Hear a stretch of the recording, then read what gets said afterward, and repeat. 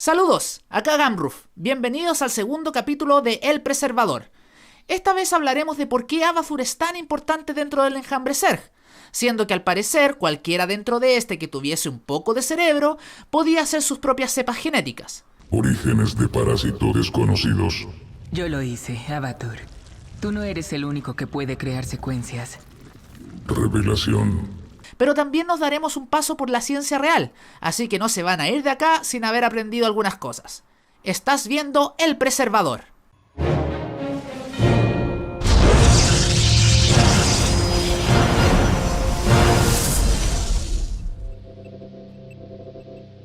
Conceptos básicos.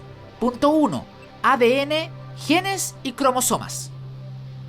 Como muchos deben saber, el ADN o ácido desoxirribonucleico es una macromolécula presente en todas las células y por lo tanto en todo ser vivo. Su estructura se compone de unidades básicas llamadas nucleótidos que forman una cadena en forma de hélice, donde, posicionando nucleótidos de distinto tipo, se crea una especie de mapa. Este mapa es usado por la célula en forma de instrucciones sobre cómo debe reaccionar ante distintas situaciones. En el caso de un ser pluricelular, como un animal, el ADN dicta el patrón estructural de cómo se organizan las células para dar forma al ser vivo del que son parte. El ADN no solo controla la forma de un ser vivo, sino también muchas otras de sus características, como el desempeño muscular, el oxígeno que necesita, cuánta energía extrae de su comida, las alergias, cómo funciona el sistema inmune, etc. Cada una de estas características es controlada por un gen. Un gen es un segmento específico de la cadena de ADN que se activa o desactiva para iniciar alguna característica del ser vivo en cuestión. Imagínenlo como un código de programación. No sirve de nada si solo tomas un pedazo, debe copiarse por segmentos completos. Finalmente, la cadena completa de ADN de un ser vivo se comprime y organiza en cromosomas, que se unen en pares, un par dado por cada padre. Se desconoce si es que el ADN del enjambre se organiza de esta forma o no, debido a su reproducción asexual y centralizada. Punto 2. Ingeniería transgénica. La transgénica es la tecnología capaz de tomar un gen de un ser vivo e insertarlo en el ADN de otro ser vivo de diferente especie. Para hacer esto, lo primero es encontrar los genes que queremos copiar. ¿Cómo lo hacemos? Observando los genes cuando están activos. Un gen activo manda códigos ARN a la célula para crear proteínas específicas que desatarán alguna característica en particular. Una vez identificado el gen activo que necesitamos, se extrae de la célula, se replica de forma sintética y luego se ingresa en un criadero de células en las cuales queremos injertar el gen, a través de balines de oro microscópicos, en donde solo por cosas de probabilidades, más de uno llegará al núcleo de las células. Luego aislamos las células con nuestro nuevo gen y replicamos. ¡Felicidades! Ya tenemos un transgénico. Punto 3. La asimilación en los Zerg primigenios. Los Zerg primigenios contienen la base de la asimilación genética Zerg. Esta cualidad llamó la atención de Amon, ya que necesitaba una especie con pureza de esencia, es decir, adaptabilidad genética, para poder absorber a los protos y crear a los híbridos perfectos para su ejército de dominación. Los Zerg primigenios nacidos en Cerus inicialmente eran casi idénticos a las larvas Zerg del enjambre, pero mucho más pequeñas. Estos Zerg parasitaban a sus presas para vivir y en cierto punto empezaron a asimilar el ADN de sus presas. Eventualmente los Zerg empezaron a parecerse más y más a sus presas, creciendo en tamaño y cazando en vez de parasitar. Cada vez que consumían a sus presas, instintivamente su organismo creaba transgénicos de las características más fuertes de esta y, probablemente a través de un retrovirus natural, integraban esas características a todo su cuerpo, logrando una mutación en su apariencia o características de funcionamiento. Pronto prácticamente todas las especies de Cerus se volvieron Zerg y los que absorbían más genes diferentes eran más avanzados, empezando a desarrollar características como conciencia y pensamiento lógico. No se sabe si después de esto los Zerg primigenios conservaron los sistemas de reproducción sexual de sus presas, o simplemente se volvieron infértiles o desarrollaron otro tipo de reproducción, aunque observando los Zerg primigenios al jugar con Dehaka como comandante, da a entender que la reproducción sexual aún está activa incluso entre diferentes especies Zerg, probablemente debido a que la misma capacidad de adaptación genética de los Zerg permite que todos los ADNs de todas las especies diferentes sean compatibles en el momento de la fecundación. Finalmente, Amon tomó las especies mejor evolucionadas para sus propósitos y las despojó de su conciencia y libre albedrío, creando a la mente suprema para controlarlos. A su vez, instaló dentro del ADN de la mente suprema la misión de evolucionar y asimilar a los protos para volverse perfectos, por lo cual la mente suprema no podía desligarse de este propósito. Pero la mente suprema sabía que la asimilación genética ya no podía ser al azar y creó un sistema de asimilación genética consciente y detallista. Ahí es cuando crea a Abathur. Punto 4. Transgénica en el enjambre Zerg. Bien, el enjambre fue creado y viajaron por diferentes mundos asimilando especies fuertes para incluirlas dentro de este. En la asimilación, los genes son llevados a Abathur, quien los analiza y saca las características físicas necesarias para el enjambre. Ahora, ¿cómo lo integran a las larvas? En el punto 2 hablamos de que en el mundo real, una vez que tenemos los genes específicos, los replicamos artificialmente en laboratorios. Pero nosotros hacemos el proceso inverso a los Zerg. Creamos un solo individuo transgénico al cual reproducimos sexualmente hasta llegar al número que necesitamos. Los Zerg tienen una reproducción asexual y centralizada. Ya tienen miles de larvas nacidas que necesitan implantación de transgénicos y se demorarían demasiado creando genes artificiales para cada una de ellas. A menos que tuviesen estructuras automáticas y especializadas para sintetizar los genes necesarios a integrar en las larvas. Hacer que un obrero mute en un estanque de engendración no se trata de hacer el proceso de asimilación todo de nuevo, se trata de sintetizar los genes para cada larva que nace en un larvario.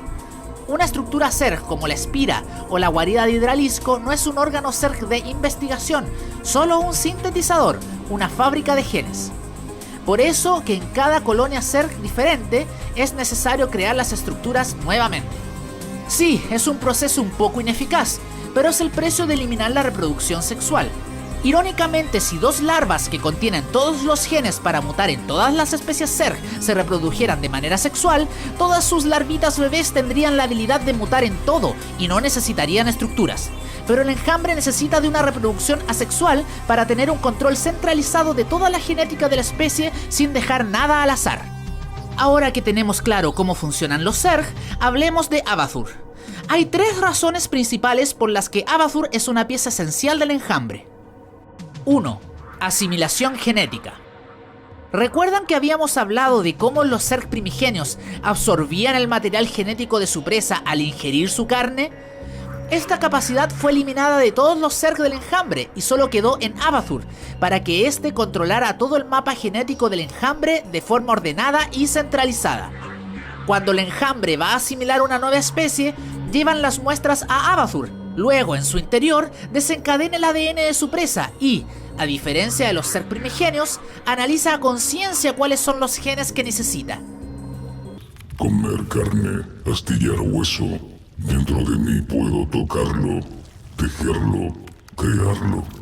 Esto lo hace a él, hasta donde sabemos, la única vía de entrada de nuevo material genético al enjambre Zerg.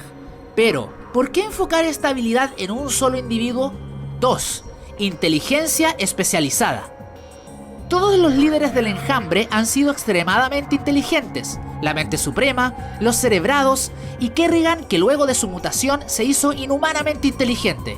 Y todos, al parecer, tenían la capacidad de descomponer genes para crear sus propias especies Zerg. Cada cerebrado tenía una especie más fuerte que las demás, como Dagoth y sus cazadores asesinos. No queda claro si es que Abathur asistió a los cerebrados en este proceso o no, pero a fin de cuentas el desarrollo de especies paralelas es un proceso que no exige mucha capacidad analítica. Tomando el ejemplo del cazador asesino, solo era un hidralisco con cambios menores. Los cerebrados eran muy inteligentes, sí, pero toda su capacidad cerebral era destinada a realizar estrategias militares y controlar a los millones de Zerg a su disposición. La única mención honrosa podría ser el cerebrado Kaloth, quien creó la infección de Alexei Stukov, logrando un Terran infestado, no psiónico, estable, ya que incluso Abathur admite desconocer la estructura genética de aquella infestación. Producto Stukov de diseño específico. Entrecruzamiento de materia Terran y Zerg. Sutil. Creación a microescala. No posible para enjambre. Y digo podría, porque el Stukov que vemos en Heart of the Swarm sufrió alteraciones hechas por Narud. quien podría haber estabilizado la infestación aún más utilizando conocimientos el Naga. Para entender la distribución neuronal de los líderes del enjambre, debe pensarse como la RAM de un PC.